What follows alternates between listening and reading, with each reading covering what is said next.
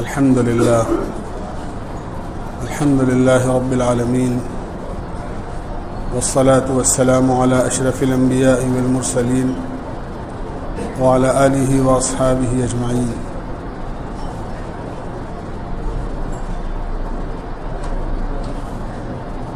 دوست بزرگو،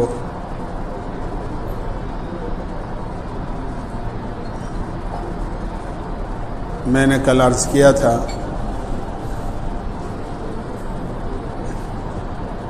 دس باتیں جو قرآن کریم میں اللہ تعالیٰ نے بیان فرمائی ہیں، جو تمام شریعتوں میں مشترک رہی ہیں، جن سے کچھ کرنے کے کام ہیں، کچھ منع کیا گیا ہے. کہ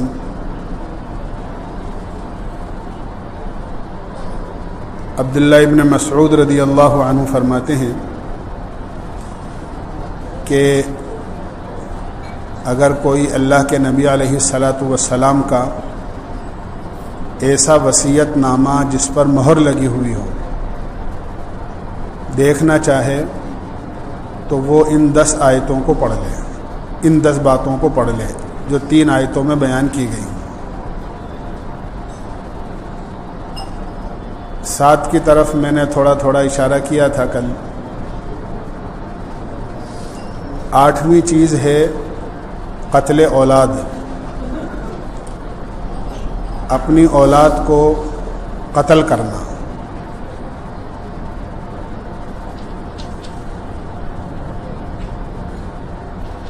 بہت عجیب سی بات ہے کہ کیا کوئی آدمی اپنی اولاد کو بھی قتل کر سکتا ہے؟ لیکن زمانے جاہلیت میں ایسا ہوا کرتا تھا، اور آج کے زمانے میں بھی اس کی کچھ بو موجود ہے. زمانے جاہلیت میں اللہ کے نبی علیہ الصلاۃ والسلام کی تشریف آوری سے پہلے جہاں اور برائیاں پھیلی ہوئی تھیں، وہاں ایک برائی بڑے درجے کے اندر یہ بھی تھی کہ اولاد کو قتل کر دیا کرتے تھے، اور خاص طور سے بچی کو. اگر کسی کے گھر میں بچی پیدا ہوتی تھی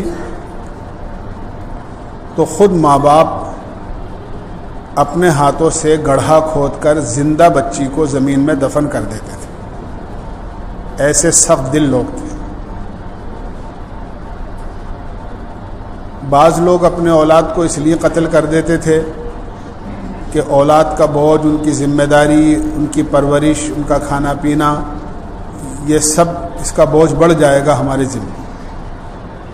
اسی لیے قرآن کریم میں اللہ تعالیٰ نے ان الفاظ کے ساتھ اس کو بیان فرمایا ہے، وَلَا تَقْتُلُوا أَوْلَادَكُمْ مِنْ إِمْلَاقٍ نَحْنُ نَرْزُقُكُمْ وَإِيَّاهُمْ، کہ اپنی اولاد کو فقر و فاقے کے خوف سے کہ ان کو کیسے کھلائیں گے قتل مت کرو، اس لیے کہ کھلانے والے تم نہیں ہو بلکہ کھلانے والا اللہ ہے، جو تم کو بھی روزی دیتا ہے اور تمہاری اولاد کو بھی روزی دیتا ہے. حدیث پاک میں آتا ہے بچہ جب ماں کے پیٹ میں ہوتا ہے اور 4 مہینے کا ہو جاتا ہے تو فرشتہ آتا ہے، اس کی روح ڈالتا ہے اور چند باتیں اس کی لکھ دیتا ہے. ان میں سے ایک اس کی روزی بھی ہے کہ یہ زندگی میں کتنی روزی پائے گا اور اس کے لیے اللہ نے کتنی روزی لکھی ہے وہ بھی لکھ دیتا ہے. اور خطبے کے اندر امام صاحب جمعے کے دن پڑھتے ہیں الا وان نفسا لن تموت حتى تستكمل رزقها، آدمی کو اس وقت تک موت نہیں آ سکتی جب تک کہ وہ اپنی روزی کا ایک ایک دانہ مکمل نہ کر لے. یعنی جب تک اس کی روزی کا کوئی دانہ دنیا میں باقی رہے گا آدمی کو موت نہیں آ سکتی. جو مقدر کی روزی ہے جب وہ پوری ہو جاتی ہے تو پھر اللہ کے یہاں سے بلاوا آتا ہے. قتل اولاد، اپنی اولاد کو قتل کرنا، یہ دو طریقے سے ہوتا ہے۔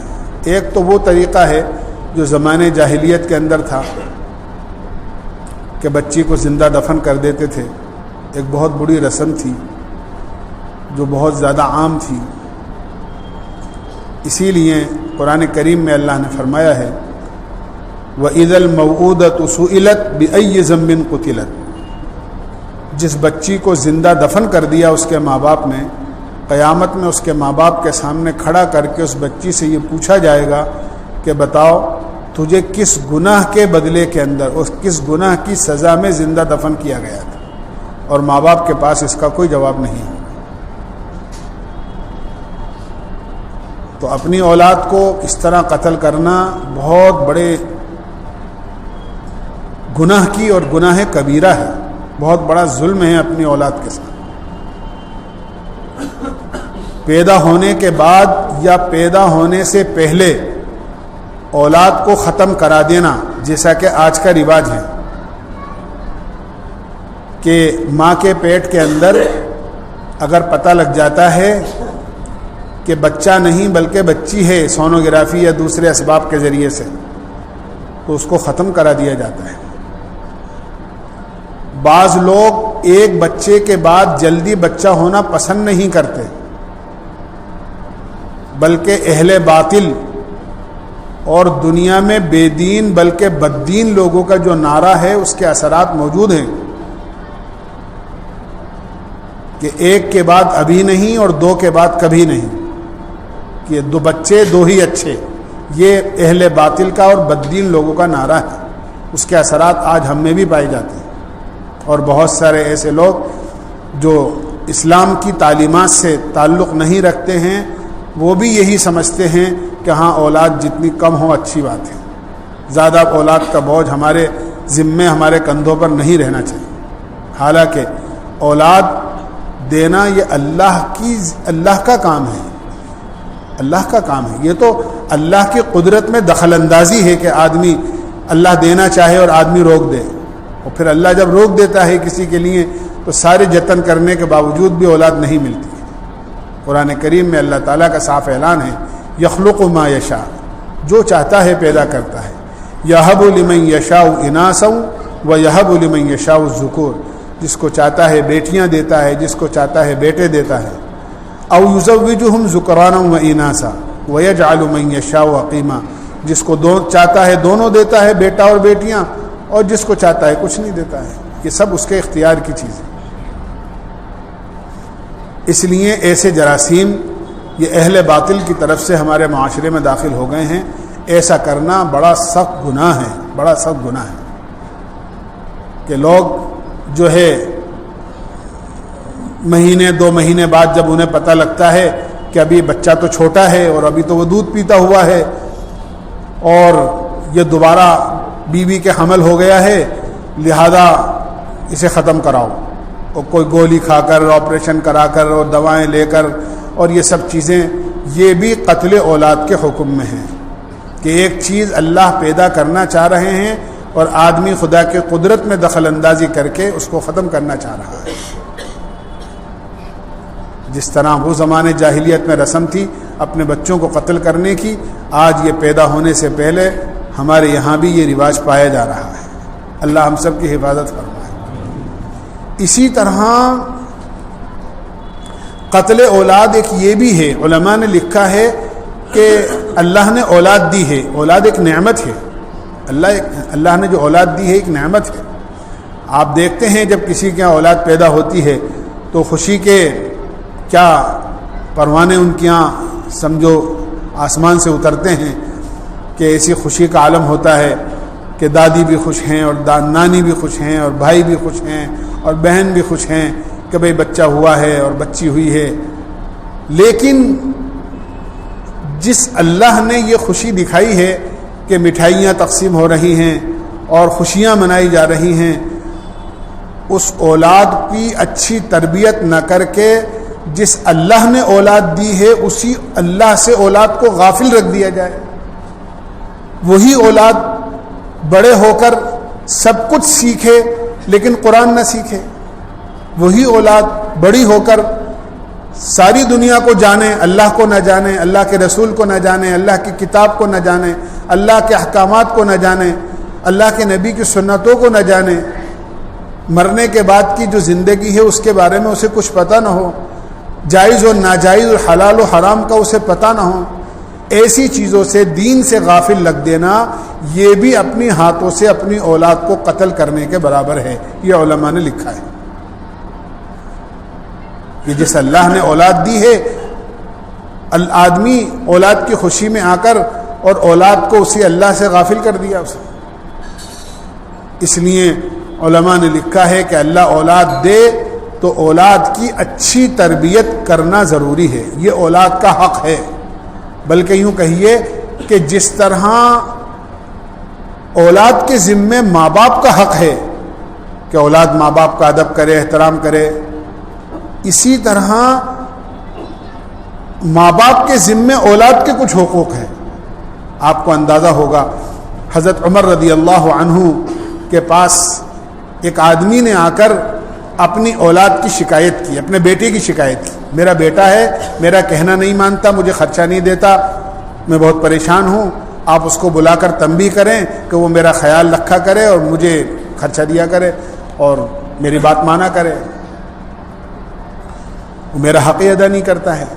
حضرت عمر رضی اللہ عنہ نے اس کو بلایا اور بلانے کے بعد کہا تمہارے والد تمہاری شکایت کر رہے ہیں، تم اپنے والد کا کوئی حق ادا نہیں کرتے ہو اور اپنے والد کا خیال نہیں کرتے ہو. اس بچے نے کہا امیر المومنین، میں آپ کے فیصلہ کرنے سے پہلے اپنی ایک بات کہنا چاہتا ہوں. مجھے یہ بتائیے کیا صرف اولاد کے ذمے ہی ماں باپ کا حق ہے یا ماں باپ کے ذمے میں بھی کوئی اولاد کا حق ہے؟ حضرت عمر نے فرمایا کہ کیوں نہیں، جس طرح اولاد کے ذمے ماں باپ کا حق ہے اسی طرح ماں باپ کے ذمے اولاد کا حق بھی ہے. فرمایا کیا حق ہے؟ تو بنیادی طور پر حضرت عمر نے اس وقت میں 3 باتیں فرمائی کہ اولاد کا سب سے پہلا حق یہ ہے کہ اولاد کے لیے اچھی ماں تلاش کی جائے. اوہو، اندازہ ہوگا ہمیں اندازہ کرنا چاہیے اور سوچنا چاہیے کہ دیکھیے شریعت کتنے پہلے سے اچھی اولاد کا انتظام کر رہی ہے.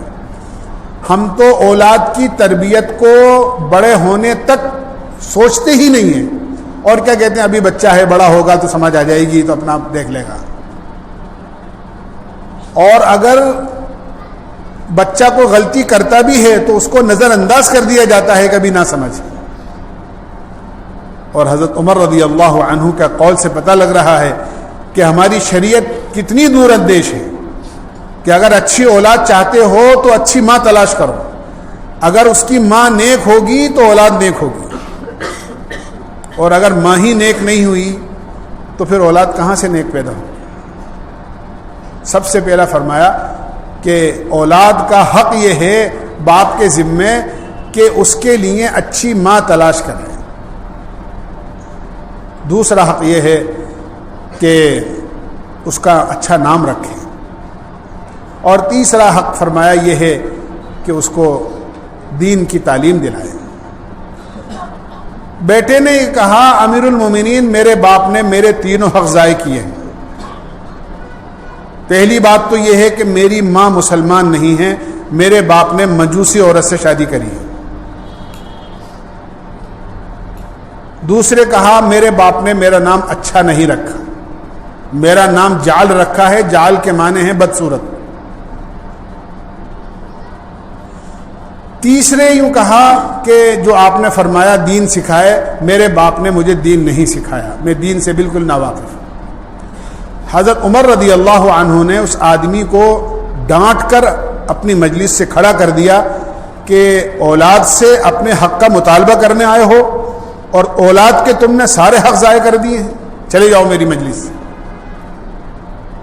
اس سے ہمیں سمجھنا چاہیے کہ اولاد کے کتنے حقوق ماں باپ کے ذمے ہیں اور کتنے پہلے سے شروع ہو جاتے ہیں. اسی لیے علماء نے لکھا ہے یہ حدیث، اس حدیث کی روشنی کے اندر کہ اولاد کے کچھ حقوق ہیں درجہ بدرجہ، کہ اولاد اللہ دے تو اس کے لیے کیا کیا اس کے حقوق ہیں. سب سے پہلے جیسے حضرت عمر نے فرمایا اس کی ماں اچھی تلاش کی جائے. نیک عورت ہوگی تو انشاءاللہ اولاد نیک پیدا ہوگی. دوسرے فرمایا کہ نیک بیوی اگر تلاش کر لو. انشاءاللہ کسی موقع پر بتاؤں گا کہ کیسی عورت سے شادی کرنا چاہیے. شریعت نے اس کا ضابطہ اور اس کے اصول بھی متعین کیے. جب نیک عورت سے یوں کا تمہاری شادی ہو جائے تو اچھی اولاد پیدا کرنے کے لیے اور اچھی اولاد حاصل کرنے کے لیے بیوی سے ملنے کا صحیح اور سنت طریقہ اختیار کرو. شریعت کی بات ہے اور حدیث کی بات ہے, اس لیے میں آپ سے کہہ رہا ہوں اور اس میں کوئی شرم محسوس نہیں ہے کہنے میں, کیونکہ شریعت کی اور حدیث کی بات ہے. اور کتنی اونچی بات ہے. حدیث پاک میں آتا ہے اللہ کے نبی علیہ الصلاۃ والسلام نے ارشاد فرمایا جب میاں بیوی دونوں آپس کے اندر ملیں, ہم بستر ہوں, تو ان کو چاہیے کہ وہ دعا پڑھ کر آپس میں ایک دوسرے سے ملیں. بسم اللہ اللہم جنبنا الشیطان وجنب الشیطان ما رزقتنا. یہ دعا ہے میاں بیوی کے ملنے سے پہلے کہ اللہ کا نام لے کر دعا پڑھ کر بیوی سے ملو. اور یہ بھی فرمایا کہ اگر تم نے بغیر اللہ کا نام لیے ہوئے اور بغیر دعا پڑھے ہوئے تم اگر اپنی بیوی سے مل لیے تو یاد رکھو شیطان تمہاری بیوی کے ساتھ تمہارے ساتھ ہم بستری میں شریک ہو جاتا ہے. ہمیں پتہ ہی نہیں آج. اگر بغیر دعا کے بغیر بسم اللہ کے آدمی بیوی سے ملتا ہے تو شیطان ہم بستری میں شوہر کے ساتھ شریک ہو جاتا ہے. اور جس طرح مرد کا پانی عورت کی شرمگاہ میں جاتا ہے اسی طرح شیطان کا پانی بھی اس عورت کی شرمگاہ میں جاتا ہے. حدیث کی بات بتا رہا ہوں. جب شیطان کا نطفہ شرمگاہ میں جائے گا اور اس سے جو اولاد پیدا ہوگی تو پھر کیا کہتے ہیں صاحب بچہ بڑا شیطان ہے. وہ تو شیطان ہی ہوگا کیونکہ وہ تو شیطان کے اثرات موجود ہیں پہلے سے. آپ کے شوہر کے ساتھ میں آپ کے پانی کے ساتھ میں شیطان کا پانی شامل ہے, شیطان کا مادہ شامل ہے اس کے اندر. پھر آدمی کہتے ہیں صاحب آپ کوئی دعا بتا دو, کوئی دم کر دو, کوئی علاج بتا دو, بچہ بڑا شیطان ہے. تو شیطان ہی ہے کیونکہ وہ تو شیطان کے نطفے سے پیدا ہوا ہے. میں خود نہیں کہہ رہا, حدیث کی بات بتا رہا ہوں. اس لیے آداب بتا ہے کہ ایسا نہیں ہے کہ بے سوچے سمجھے اپنی خواہش کو جیسے چاہو پورا کر لو, بلکہ اس کے آداب بتائیں کہ اس طرح کہ اگر اپنی اولاد کو شیطان کے اثرات سے بچانا چاہتے ہو تو اس طرح سنت طریقے سے اور آداب کی رعایت کے ساتھ بیوی سے ملو. یہاں تک علماء نے لکھا ہے, بڑی عجیب بات, بس کیا عرض کروں, عرض کرتا رہتا ہوں پھر انشاءاللہ کہوں گا کسی موقع پر. آج رواج ہو گیا ہے دیر سے شادیاں کرنے کا کہ 12 بجے کے آس پاس نکاح ہوتے ہیں, 2 بجے کے آس پاس ودا ہوتی ہے. جو میاں بیوی رات کو 2 بجے آ کر اپنے بستر پر سوئیں گے تو وہ کیا خاک فجر کی نماز پڑھیں گے دونوں کے دونوں. حدیث میں آتا ہے اور علماء نے لکھا ہے حدیث کی روشنی میں کہ اگر دونوں میاں بیوی کسی رات میں ملے اور اللہ نے دونوں کے ملنے کی وجہ سے اولاد کے پیدا کرنے کا ارادہ کر لیا اور دونوں میں سے کسی ایک کی بھی فجر کی نماز قضا ہو گئی تو اولاد فرما بردار پیدا نہیں ہوگی, نافرمان پیدا ہوگی. کون سا رونا روئیں گے ہم کہ صاحب اولاد نافرمان ہیں, کہنا نہیں مانتی ہے, بات نہیں سنتی ہے, سوسائٹی اس کی غلط ہے. ارے بنیاد تو ہم نے خود نے غلط ڈال رکھی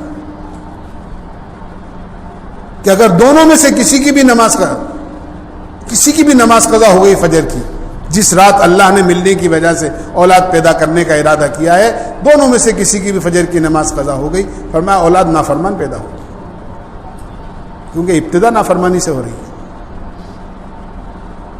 اس لیے بہرحال یہ آداب ہیں. دوسرے فرمایا جب اللہ اولاد دے دے تو پیدا ہونے کے بعد فوری طور پر اس کے سیدھے کان میں اذان دو, الٹے کان میں تکبیر کہو. کسی نیک آدمی سے شہد یا کھجور چبوا کر, جس کو تحنیک کہتے ہیں, اس کے تالو میں لگاؤ تاکہ دنیا میں آنے کے بعد سب سے پہلی غذا کسی نیک آدمی کا چبایا ہوا میٹھا کھجور, چھوارا یا کوئی شہد اس کے منہ میں جائے تاکہ اللہ تعالیٰ اس کے اثرات اس کے اندر پیدا کرتے ہیں. اس کو تحنیک کہتے ہیں, سنت ہے یہ چیز. اور پھر یہ فرمایا کہ جب وہ 7 دن کا ہو جائے تو اس کا عقیقہ کر دو, اس کا اچھا نام رکھو. یہ حق ہے اولاد کا. نام رکھنے کے اندر فرمایا یہ آداب ہیں نام رکھنے کے, اللہ کے نام پر نام رکھو.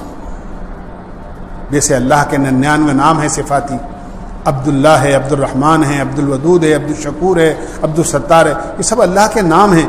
ان کے ساتھ ان پہ نام رکھو. پھر نبیوں کے نام پر نام رکھو, نبیوں کے نام پر نام رکھو. نبیوں کے نام تھے جیسے موسیٰ ہے, عیسیٰ ہے, اسی طرح ابراہیم ہے, یونس ہے, یوسف ہے. یہ سب نام ہیں انبیاء علیہم الصلاۃ والسلام کے, کہ ان کے ناموں پر نام رکھو. اچھا نام رکھو گے, فرمایا زندگی میں جیسا نام ہوگا اس کے اثرات زندگی میں آئیں گے. نام رکھنے میں ہم لوگ نیاپن تلاش کرتے ہیں, نیاپن. یہ بہت غلط رسم ہے, نیاپن. نام نیا ہونا چاہیے, ایسا نہیں کرنا چاہیے. اور پھر نئے نام رکھنے کے اندر جو ہے وہ دنیا میں ایسے لوگوں کے نام رکھتے ہیں جن کا دین سے کوئی تعلق ہی نہیں. آپ دیکھو کتنے لوگ ہیں, کیا نام ہے کہ سب شاہ رخ نام ہے. ایمانداری سے پوچھو ان سے کہ شاہ رخ نام رکھتے ہوئے انہوں نے کسی نیک آدمی کا تصور کیا تھا یا کسی فلم ایکٹر کا تصور کیا تھا کہ دنیا میں بہت مشہور جو ہے وہ فلم ایکٹر ہے, لہذا اس کے نام پر اپنے بچے کا نام رکھے. یہ سوچ ہے ہماری. ایسے ہمیں ہماری دینی معیار کا اندازہ, یہ تھرمامیٹر ہے ہمارا دین کا دین ناپنے کا, کہ ہمارے اندر کتنی دینداری ہے, ہمارے ذہنوں میں کتنی دینداری ہے. نیا نام نہیں چاہیے, بلکہ نبیوں کے نام پر نام رکھو, صحابہ کے نام پر نام رکھو. بڑے پیارے پیارے نام صحابہ کے ہیں. پھر نیک لوگوں کے نام پر نام رکھو جس کے معنی اچھے ہوں. محمد شاکر ہے, شکر کرنے والا. محمد صابر ہے, صبر کرنے والا. اس طرح کے بہت سارے نام ہیں جن کے معنی بہت اچھے ہیں. محمد زاہد ہے, محمد عابد ہے. یہ میں نے 2-4 مثالیں عرض کی ہیں. جس کے معنی اچھے ہوں ایسا نام رکھو. اس کے اثرات, جو نام ہوگا اس کے اثرات زندگی پر ضرور پڑیں گے. 7ویں دن عقیقہ کر دو. اگر بیٹا ہے تو جو 2 جانور ذبح کرو, اچھی بات ہے. حالانکہ عقیقہ 1 جانور پہ بھی ہو جاتا ہے, اور اگر بچی اللہ نے دی ہے تو 1 جانور اس کے نام سے ذبح کرو. عقیقے کے اندر زیادہ دیر نہیں کرنا چاہیے. ہم لوگ نمائش کی وجہ سے عقیقے میں دیر کرتے ہیں, بہت بری بات ہے. کہ صاحب بڑی دعوت کریں گے, رشتہ داروں کو بلائیں گے, ننیان والے ہیں, ابھی فلاں نہیں ہیں, وہ آ جائے. اور جو سنت ہے اصل, اور جو اصل وقت ہوتا ہے عقیقے کا, وہ ٹل جاتا ہے. اور آپ کو معلوم ہوگا اتنا ٹلتا ہے کہ پوتے کا عقیقہ اور دادے کا عقیقہ ایک ساتھ ہوتا ہے. لوگ پوچھتے ہیں کہ صاحب وہ اماں کا ابا کا عقیقہ نہیں ہوا, لہذا اب بیٹا ہوا ہے, لہذا اس کا عقیقہ کرنا چاہتے ہیں, تو اماں ابا کا بھی وہ اماں ابا کا عقیقہ نہیں ہوا ہے, لہذا بیٹے کا عقیقہ ہو جائے گا یا نہیں ہوگا. یہ پوچھتے سب سے. ان کا عقیقہ ہوا نہیں ہے, اور اگر ان کا بھی ساتھ کر دیں تو بہت اچھا. کسی کا ولیمے میں ساتھ ہوتا ہے, کسی کا ماں باپ کا عقیقہ اپنے اولاد کے, کسی کا دادا دادی کا پوتوں کے ساتھ عقیقہ ہوتا ہے. یہ پتہ نہیں. آپ کو معلوم ہونا چاہیے عقیقے کی دعا حدیث میں آئی ہے کہ عقیقہ کیوں کیا جاتا ہے. یہ بچے کی جان کا صدقہ ہوتا ہے. عقیقے کے مفہوم کو بھی سمجھنا چاہیے. عقیقہ اصل بچے کی جان کا صدقہ ہوتا ہے. آپ عقیقے کی دعا کے معنی جو ہیں وہ پڑھیں, کتابوں میں جو لکھا ہوا ہے کہ عقیقے کی دعا ہے, اس کا ایک ایک لفظ, اے اللہ میں اس جانور کو میں اپنے بچے کی جان کے بدلے میں ذبح کر رہا ہوں, لہذا اس جانور کے کھال کے بدلے میں میرے بچے کے کھال کی, اس بچے کے بال کے بدلے میں میرے بچے کے بال کی, اس بچے کے گوشت کے بدلے میں میرے بچے کے گوشت کی, اس بچے کے ہڈی کے بدلے میں میرے بچے کی ہڈی کی, اس بچے کے ہاتھ, اس جانور کے ہاتھ پاؤں کے بدلے میں میرے بچے کے ہاتھ پاؤں کی حفاظت فرما. یہ اس دعا کے الفاظ کا ترجمہ ہے. حفاظت چھوٹے پن میں ہوتی ہے یا جب آدمی قبر کے قریب جانا قریب ہو جاتا ہے تب حفاظت کی دعا مانگ رہا ہے آدمی. اس لیے عقیقے میں نمائش کی وجہ سے اور زیادہ لمبا کھانا کرنے کی وجہ سے آپ کو دعوت کرنی، جب چاہو کر دو، کون منع کر رہا ہے آپ کو دعوت، لیکن عقیقے کی سنت کو آپ کیوں مؤخر کرتے ہو؟ وہ وقت پر کریے آپ. اور بڑا جانور ہے اس میں تو 7 عقیقے ہو جاتے ہیں، اور کم کا کرنا ہے تو کم کا بھی ہو جاتا ہے، اور اگر ایک بچے کی طرف سے پورا جانور آپ ذبح کرنا چاہیں بڑا جانور تو وہ بھی ہو جاتا ہے.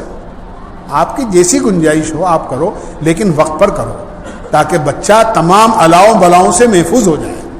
بچے کو تمام بلاؤں سے محفوظ کرنے کے لیے یہ عقیقہ کیا جاتا ہے. اس لیے فرمایا بچے کا حق ہے کہ جب بچہ 7 دن کا ہو جائے تو اس کا عقیقہ کر دو.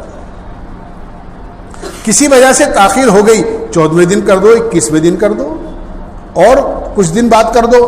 اگر پھر بھی نہیں کر سکے ہیں 14ویں 21ویں دن تو یہاں تک فرمایا علماء نے لکھا ہے کہ بھئی جیسے بچے کی پیدائش منگل کو ہوئی ہے تو پیر کے دن کر دو، الٹ پھیر کر وہی 7واں دن آ جائے گا، اور اگر پیر کو ہوئی ہے تو اتوار کو کر دو تو وہی 7واں دن آ جائے گا.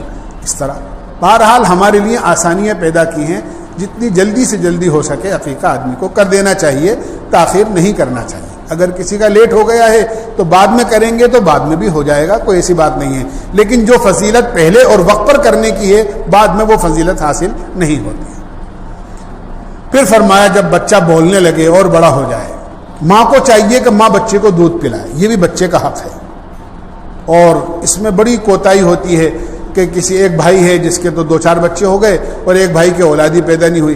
ایک بھائی نے کہا بھئی ایک بچہ مجھے دے دے. اچھا بھئی ٹھیک ہے ایک بچہ تجھے دے دیں گے. اب پیدا ہوتے ہی وہ عورت بچے کے یا بھائی بچے کو لے لیتا ہے اور ماں کا دودھ تک نہیں پینے دیتے. بھئی یہ تو ہم نے لے لیا لہذا ہم پلائیں گے، چاہے پاؤڈر کا دودھ پلانا پڑے یا کوئی تھیلی کا دودھ پلانا پڑے، لیکن ماں کا دودھ نہیں پلانے دیتے کہ صاحب ماں کا دودھ کیوں پلائیں گے، کیونکہ تو ہم نے لے لیا ہے.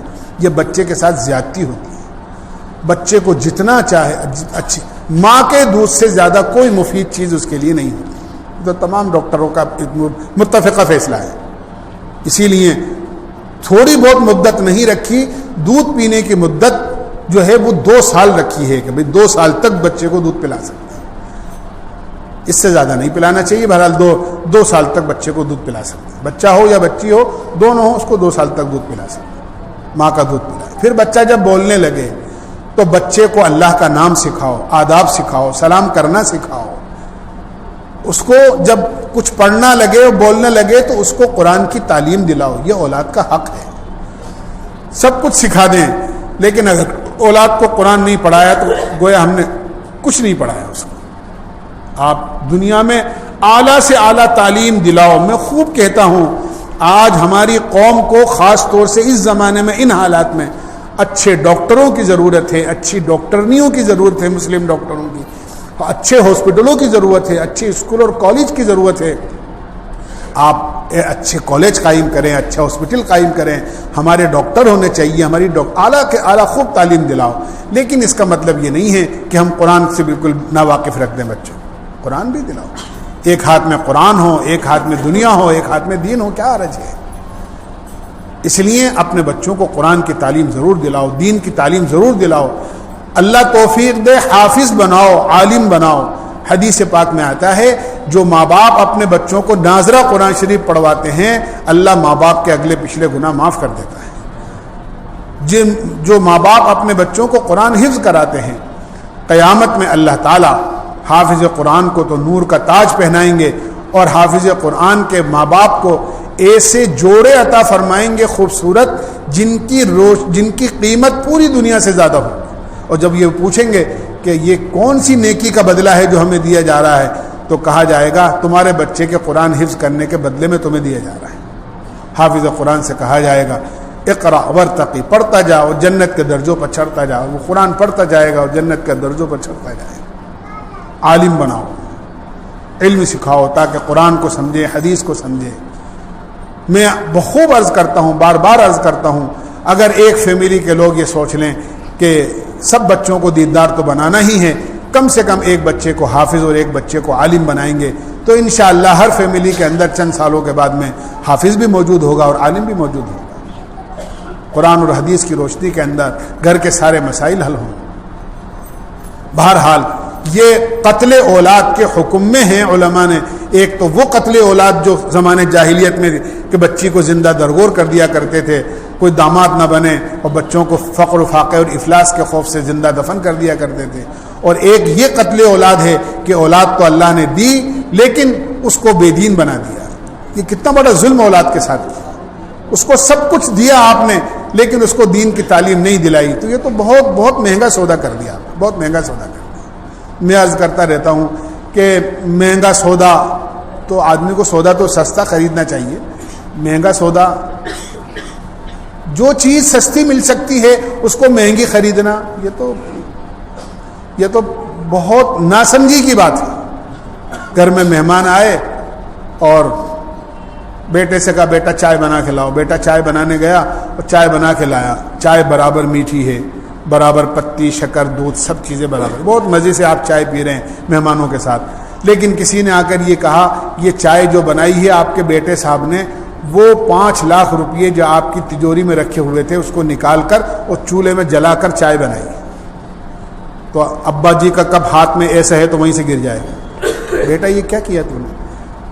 جو 2 روپئے کا اسٹوپ میں مٹی کا تیل جلا کر, 4 روپئے کا گیس جلا کر, لکڑی کا چولہا جلا کر چائے بن سکتی تھی, اس کے لیے, اس چائے کے لیے نوٹ جلانے کی کیا ضرورت تھی؟ جو دنیا اللہ نے مقدر میں لکھ دی ہے اور جب ماں کے پیٹ میں 4 مہینے کے تھے اسی وقت لکھ دی ہے, اور جب تک روزی کا ایک ایک دانہ مکمل نہ کر لے موت نہیں آ سکتی. اس روزی کو کمانے کے لیے آدمی قرآن نہ سیکھے, حدیث نہ سیکھے, دین نہ سیکھے, سب کچھ سیکھے اور اس دنیا کو حاصل کرنے کے لیے, اور آدمی دین ہی نہ سیکھے. یہ تو بڑا مہنگا سودا ہے. یعنی جو دنیا پہلے سے ملنے والی ہے, طے کر رکھی ہے اللہ نے, مل کر رہے گی, اس کے لیے آدمی زندگی کے قیمتی اوقات ضائع کر دے. اس لیے اولاد کو دیندار بنانا یہ ماں باپ کے ذمے ہے, اور ماں باپ کے ذمے یہ اولاد کا حق ہے, اور بہت بنیادی حق ہے. ورنہ قیامت میں ماں باپ سے سوال ہوگا کہ ہم نے اولاد دی تھی, تم نے اس کو دیندار کیوں نہیں بنایا. یہ اولاد قیامت میں ماں باپ کے جنت میں جانے کے رکاوٹ بن جائے گی کہ میرے ماں باپ نے سب کچھ مجھ سے کام لیا, میں نے خدمت بھی کی, سب کچھ کیا, لیکن مجھے دین ہی نہیں سکھایا میرے ماں باپ. بہرحال یہ قتل اولاد کے حکم میں ہے, دین نہ سکھانا. ہم نیت کریں کہ انشاءاللہ اپنی اولاد کو دین سکھائیں گے, ان کو قرآن سکھائیں گے, قرآن کی تعلیم دلائیں گے. انشاءاللہ ہمیں عمل کی توفیق نصیب. سبحان اللہ بحمدہ, سبحانک اللہم و بحمدک, ونشہد ان لا الہ الا انت نستغفرک.